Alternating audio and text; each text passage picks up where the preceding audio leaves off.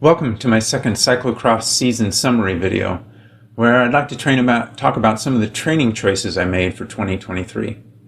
In my previous video, my cyclocross season recap, I gave a breakdown of the races that led to my best ever cyclocross season.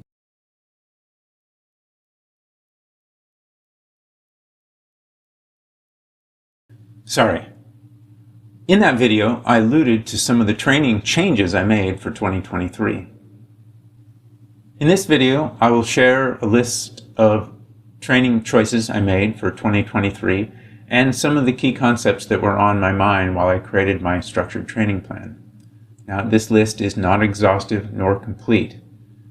It's what worked for me, for where I was. It's how I addressed my weaknesses in fitness. All right, so here are the top 6 concepts. Race-specific workouts, 30-30s, and hill repeats. I performed running hill repeats, which mimic cyclocross run-up efforts, and I ran those hill repeats hard. This was to address a specific weakness I had at run-ups in earlier seasons. Also, I went back to, as I've done in previous seasons, 30-30 sessions, interval sessions, on the indoor trainer. 30-30s almost perfectly mimic the on-off efforts that are required in a cyclocross race. Less is more, even in intervals.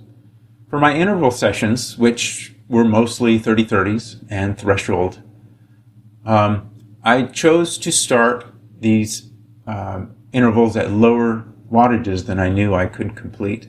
Throughout the season, I incrementally increased the wattages as I gained fitness and gained confidence that I could complete those workouts.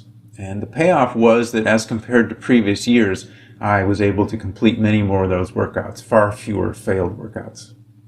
More is more in total training volume. For 2023, I allowed myself to train more hours. Previous years, I've set the cap at about 10 hours per week, and for 2023, I allowed myself to get up to about 12 hours per week. Power meter and TSS.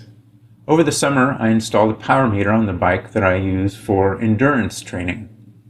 In previous years, I've used hours to track my training load.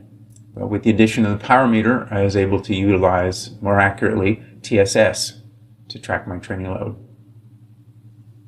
Weightlifting. Still not my favorite. But the benefits of weightlifting, both on and off the bike, are too great to ignore.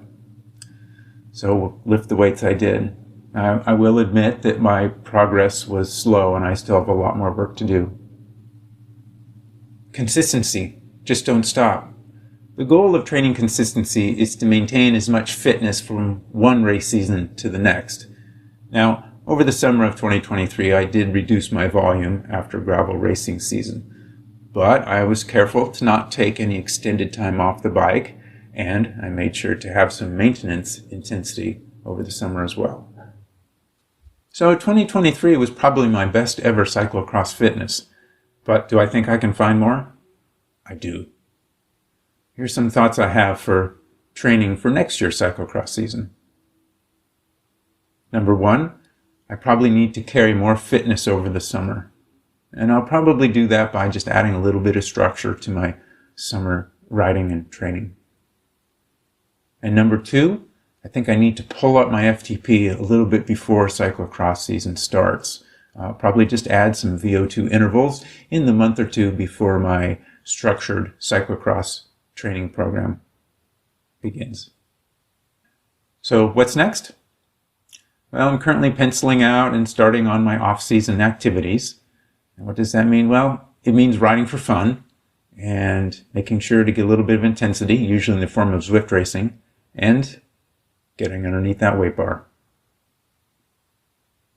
I also hope to put together another short video, one where I talk about my cyclocross equipment choices. I'd like to share what I chose, I'd like to share what worked, and I'd like to share what I wished for. Till then, thanks for watching. Bye.